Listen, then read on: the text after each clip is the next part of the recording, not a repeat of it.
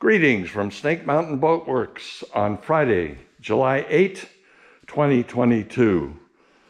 When was the last time you saw two Truscott wooden boats sitting side by side, or as we say in Vermont, side by each? Our runabout, 20.5-foot runabout on the right, has a brand new 5200 bottom. Rick has been working with 3M Marine Premium Filler, and we're just about ready for an experiment. Don Dannenberg has just written another fantastic article in the July-August issue of Classic Boating that's all about using common sense. And in it, he advises at this point, of course, we have to finish cleaning off the bungs and doing some additional final sanding on the side.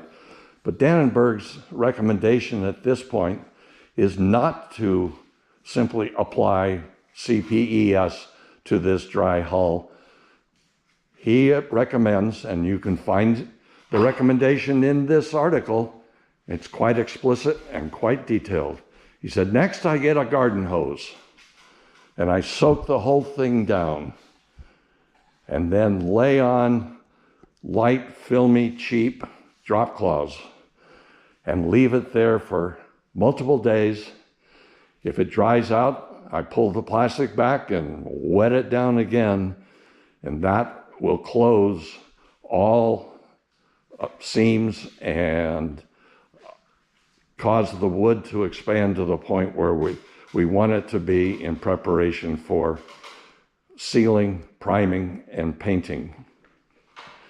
Our 18.5-foot 1948 Truscott utility has reached the point where she's stripped, and we've scrubbed out most of the stain, and it's soon time to flip her over and begin working on her bottom.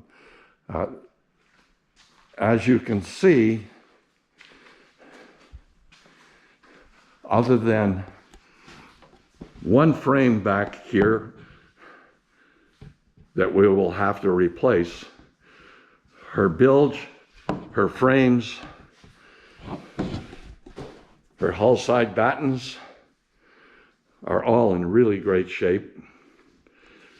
We will reproduce this bottom design with the inner planking done on a bias, and then apply planking that will be 3/8 Meranti mahogany. But she is really, really a rather spectacular boat. Can't wait for the 2022 International ACBS show that is scheduled for Burlington, Vermont, September 9 and 10.